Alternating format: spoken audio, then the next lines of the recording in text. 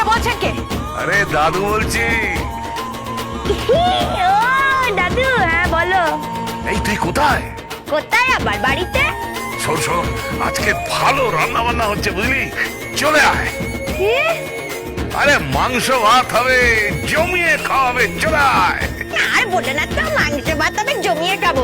এখানে রোজ রোজ সবজি হচ্ছে, লাউ দিয়ে ডাল হচ্ছে, ভেজিটেরিয়ান ভেজিটেরিয়ান। তোমার নাতনি ভেজিটেরিয়ান হয়ে গেছে। ভালো লাগছে না তো দাদু, আমার আর ভালো লাগছে না। ভালো তো, শাকসবজি খাওয়া ভালো তো।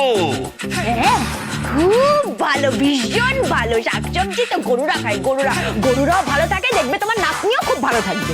রাগ করিস না, রাগ করিস না, অত রাগ করে না। এত ঝগড়াঝাটি করতে হয় নাকি? আমি তো বলছি তোকে। এই তোদের ভাব ভালোবাসা কেমন চলছে? ভাব ভালোবাসা? হ্যাঁ হ্যাঁ, ভালোই চলছে, ভালোই চলছে। হ্যাঁ হ্যাঁ, খুশি হয়েছো, খুশি হয়েছো? হ্যাঁ, বলেছিলাম না। রে রে, এই বাচ্চাটা কবে আসবে রে? হ্যাঁ, আবার আবার বাচ্চা বাচ্চা করছো তুমি? কি দাদু, কি এখনই বাচ্চা? এই বলো তো কত বয়স আমার, বলো। এখন তো আমি বাচ্চা, আমার কোথা থেকে বাচ্চা আসবে দাদু?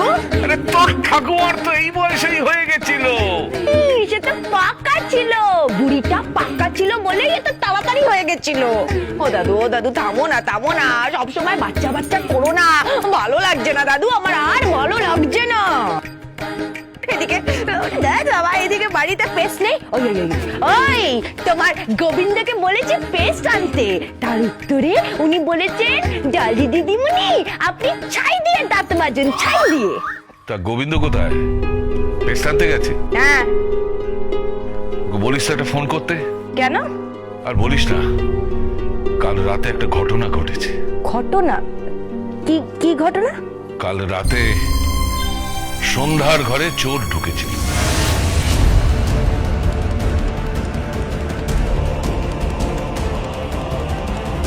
দাদু,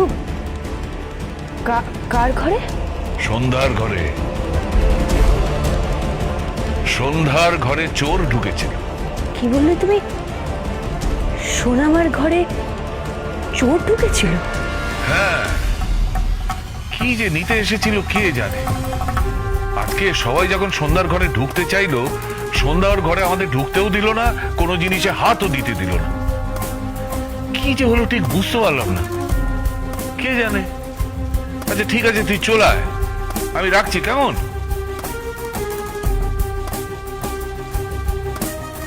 কাল রাতে গোবিন্দ 2টোর সময় বাড়ি ঢুকলো, আর ওদিকে সোনামার ঘরে চোর ঢুকলো।